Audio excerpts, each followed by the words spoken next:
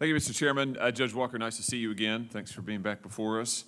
Let's go back to religious liberty, if we could, for a second. Let me ask you about one of the seminal religious liberty cases of the last several decades, Oregon versus Smith, a case that I know that you're familiar with. I wonder if I could ask you to start by just telling us what you understand at this remove to be Smith's controlling holding. What remains? Let's assume that you are confirmed. You're already a sitting judge, but if you're confirmed as a federal circuit court judge, what would you understand to be Smith's direction to you that you are bound to apply? Well, Senator, Smith preceded Lukumi Babalu, and it, of course, preceded Trinity Lutheran, which I know you're extremely familiar with. And the scope of Smith after Trinity Lutheran, how to read Smith in light of the majority's opinion, what to do with the concurrence in Trinity Lutheran. Of course, concurrences are not binding precedents. It is an issue that is being litigated throughout the country. It could easily come to me in my current role as a district court judge. I'm hesitant to say more than this, that Smith is still good law, but Trinity Lutheran is a recent decision that every judge in the country must follow fully and faithfully.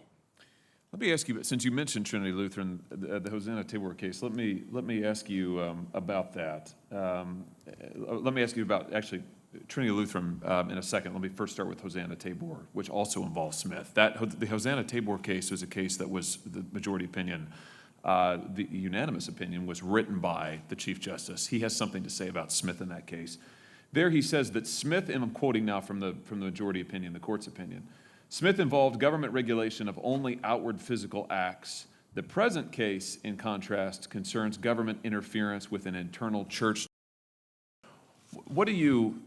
This is certainly binding precedent. What do you take that to mean? I mean, if you've got to apply that, and you may well have to, what do you take that to mean? I take Hosanna, and I was clerking the year of Hosanna-Tabor. I take the decision to mean that it is not the place of the government to tell a church who the church's minister should be. And as you point out, it was a unanimous decision. What do you, if Smith governs, if the Smith rule is generally and generally applicable laws, neutral and generally applicable laws, but church decisions are carved out, I mean, what remains of Smith in your estimation? Does it just mean that when it comes to internal church decisions, the Smith rule doesn't apply? Is that your understanding of the doctrine?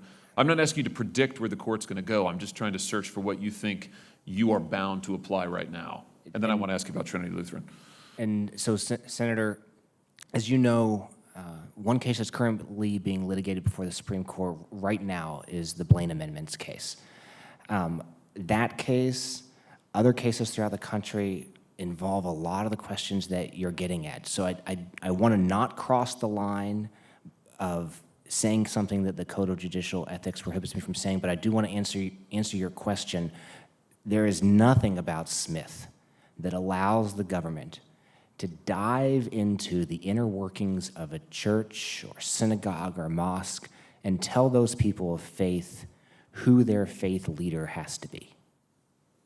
Let's come to the Trinity Lutheran case now. And you said just a moment ago, I think significantly, that Smith is binding precedent. The Supreme Court certainly has not overruled Smith in any way, shape, or form, but you also said that Trinity Lutheran is binding precedent and must be applied. So tell us what you mean by that. What do you think out of Trinity Lutheran, again, a case that would be binding upon you, what do you feel, what is the instruction there that you would feel bound to apply that you can be certain of as a circuit court judge if confirmed? Senator Hawley,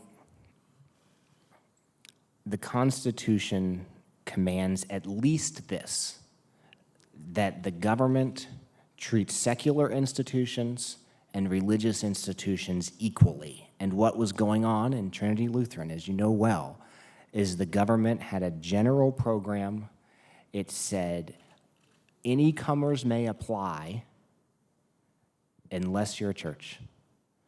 And the court held in Trinity Lutheran that the government was treating religious institutions differently than secular institutions, and they held that that was illegal.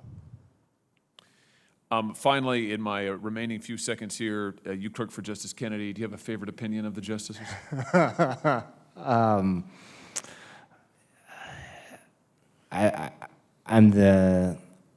I'm the father of an only daughter, so I never have to worry about being asked who my favorite child is. But along those lines, I'm not going to pick a favorite opinion of Justice Kennedy's. I certainly admire him and am very grateful for the role that he played in my life. Thank you, Judge Walker. Thank you, Mr. Chairman.